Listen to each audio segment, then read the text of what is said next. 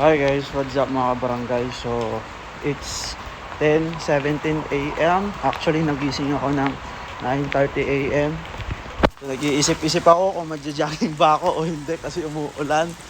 And at the same time, sabi ko, I'll try again na mag-jogging habang umuulan. Kasi last time, inabutan ako ng ulan ha. So, yun na mga kabarangay, ano? Nandito na tayo sa labas. Medyo sumilong lang tayo para mag-video. Kasi nahihinto yung video natin. Mababasa. And waterproof naman tong iPhone natin. Tignan nyo guys kung gaano kalakas yung ulan.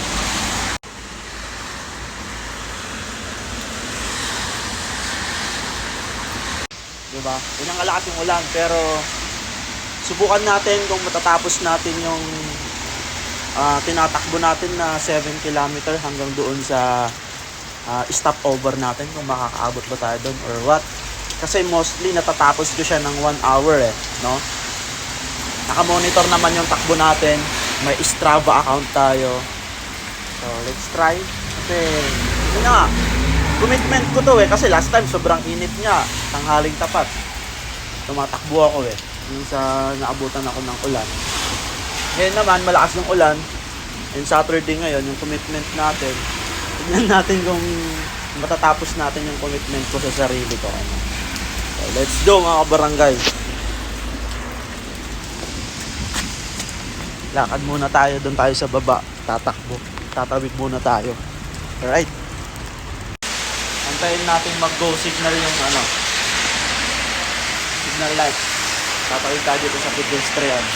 Hi guys, we're here na sa starting point natin. Starting area natin, okay? Ayan. So, feeling ko walang ibang tumatakbo dito sa daanan na to, sa track na to.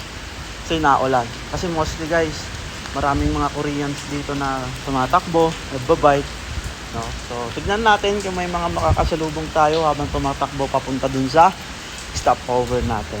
Okay? Ayan, naulan. Okay, maghapon na uulan based sa weather forecast ng aking cellphone. Okay, so let's go. Yan na nga mga kabarangay, no? Mag-CR lang tayo dito sa daanan. Actually, nakakalayo na tayo. And hindi pa ako nagpapahinga. Sa diretso yung takbo ko. Never akong naglakad. Okay. Ako lang yung tumatakbo ngayon guys. Pero may mga nakakasalubong akong nakapayong naglalakad.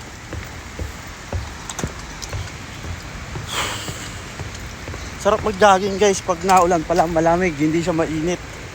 Hindi nakaka-drain ng energy, no? Let's go, takbo ulit tayo. So nakababa na tayo. Yan yung CR. Let's go. Yo guys, andito na ako sa stopover ko.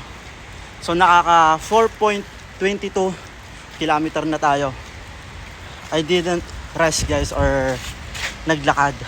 Ang naging stopover ko lang is nung umihi ako dun sa CR. So pabalik ng bahay, I think it's 8 kilometer mahigit. And also parang gusto ko mag-add papunta doon guys. Kasi hindi ko ramdam yung sobrang pagod no? Unlike pag mainit, maaraw, sobrang pagod yung nararamdaman ko kasi nga mainit. E ngayon malamig, no? Tsaka wala akong nakitang tumakbo. I'm crazy, right? Ako lang yung tumatakbo. Pero may mga nakakasalubong akong nagbabike. Marami pa rin nagbabike. Tulad nun, no? Diba? Nakakaputi sila. Pero, I want to add more distance, guys. Diretso tayo doon bago bumalik.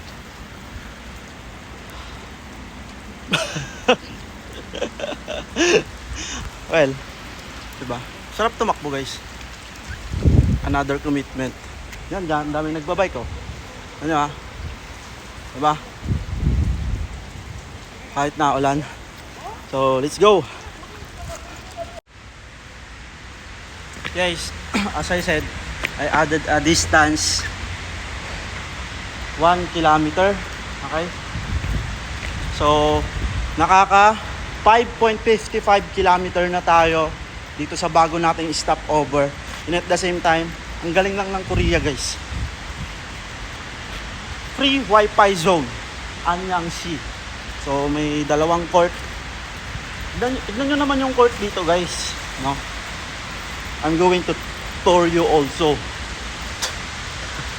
Ang galing ng court nila dito. Yun nga. 1, 2, 3, 4, 5, 6, 6 basketball. Oh, magkakatalikod dyan. Tapos may whole court doon. Ang galing. Malakas na yung ulan. Kailangan na nating bumalik kasi tapos na tayo. Okay? Pero magpapahinga muna tayo mga 10 minutes bago bumalik pa uwi. Okay?